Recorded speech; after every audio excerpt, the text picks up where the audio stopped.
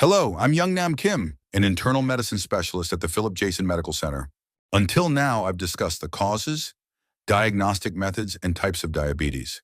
Today, I'll briefly discuss who is more likely to develop diabetes. Firstly, ethnicity is strongly related to diabetes. Specifically, in the United States, African Americans and non-white Hispanics have a higher incidence.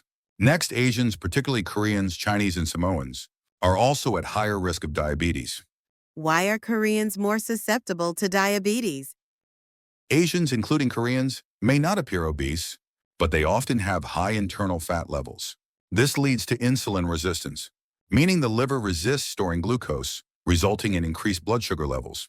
Therefore, due to differences in ethnicity and resulting insulin resistance, diabetes can develop. Are there people particularly vulnerable to diabetes? Of course, as people age, insulin production decreases, which increases the risk of diabetes. Once people reach 45, they become particularly at risk. As many of you know, being overweight or having a high body mass index, BMI, is another risk factor for diabetes. For Koreans, a BMI of over 22 puts them at risk.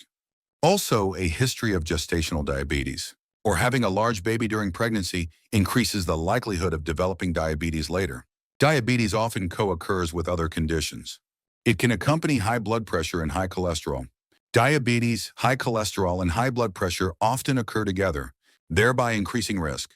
A large waist circumference over 90 centimeters for men and 80 centimeters for women suggests insulin resistance, and lack of regular exercise also increases the risk of diabetes. To reiterate, common causes of diabetes include a family history, obesity, high blood pressure, high cholesterol, and a large waist circumference. Individuals with these risk factors should be particularly vigilant and undergo screenings. Screenings are typically recommended every 3 years, but with the frequency of blood tests these days, most people can easily check yearly at their doctor's office.